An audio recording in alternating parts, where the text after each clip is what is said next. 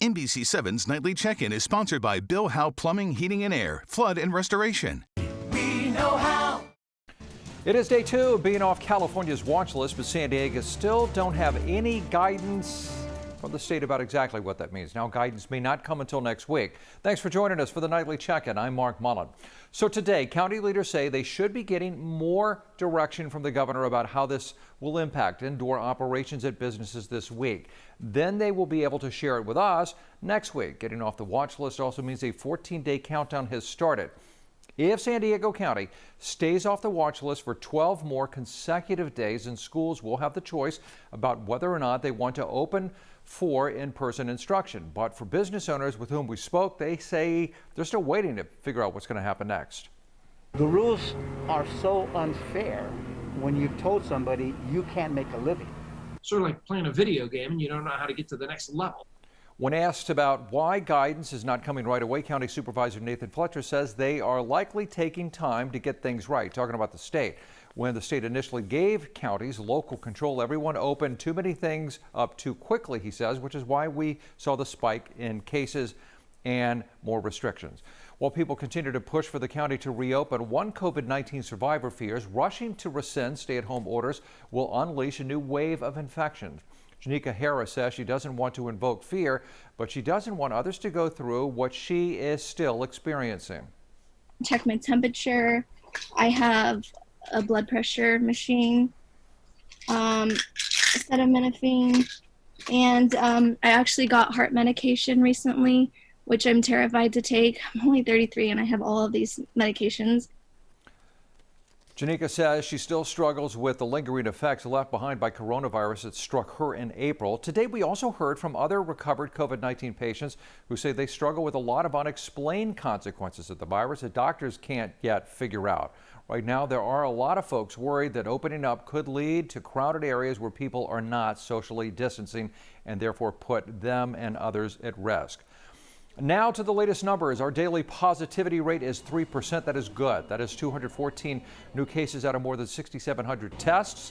In total, there are 35,376 cases. 5 more San Diegans sadly died, bringing the total to 638.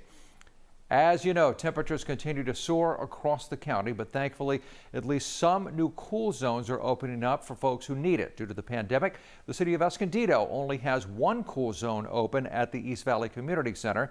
The city says they are mindful that not all residents have AC and that the heat can be dangerous. And you can still get heat stroke even during a pandemic, and that's why this place is open.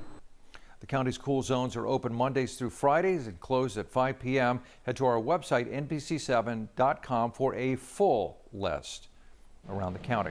The heat is also increasing the risk, of course, for wildfires. CAL FIRE has already deployed roughly 100 local firefighters across the state with dozens of wildfires burning out of control.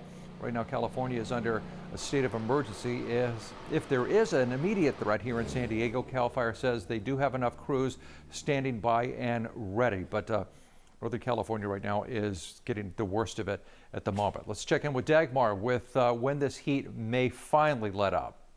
Looking at your Thursday, you're basically going to feel the tiniest bit of relief out of this heat and the humidity as well, which has been the issue. We do have an extended excessive heat warning that will remain in effect through tonight. The coast will still end up for your Thursday, end up seeing the low 80s, still hot and humid in the inland valleys in the mid 90s, still in the low 90s for the mountains with humidity and possible thunderstorms there as well. And the deserts, you're looking at about that 111 to 115 mark. So a slight improvement over the last 2 days, but I stress it is slight. NBC7's Nightly Check-In is sponsored by Bill Howe Plumbing, Heating and Air, Flood and Restoration. Call 1-800-BILL-HOWE. Bill Howe. We know how. Bill Howe adapts with the needs of the community.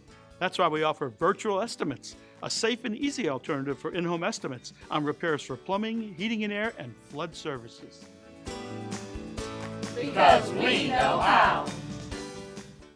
After shutting down completely due to the pandemic, parts of LEGOLAND Resort are now back open. They've been loving it every minute.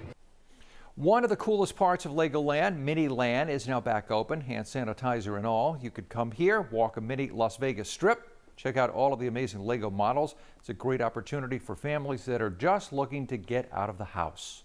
Working through the quarantine, we've grown kind of restless, and this seemed like a good quick getaway. Reopening the hotels at 70% capacity has allowed them to bring back a lot of employees. LEGOLAND says it has been in close contact with the city, county, and state leaders about their full reopening plans, which are similar to those at other parks around the world. Sex trafficking and exploitation of children are growing problems here in San Diego and across the U.S. And that led the NBC7 Investigates team to dig deeper into the issues to share what parents need to know to protect their kids. Stolen is a 7-episode documentary series. You will hear from the perspectives of survivors, pimps, and sex buyers. We also uncovered substantial proof of the scope of the problem in local schools. Your child does not have to leave their room to be exploited. It's our neighbors trafficking our neighbors. It's our middle schoolers trafficking our middle schoolers. If you want to see more of a preview, just go to NBC7.com and search Stolen. The full series goes live online Thursday, August the 20th. That's going to do it for the Nightly Check-In. I'm Mark Mullen. Have a good night.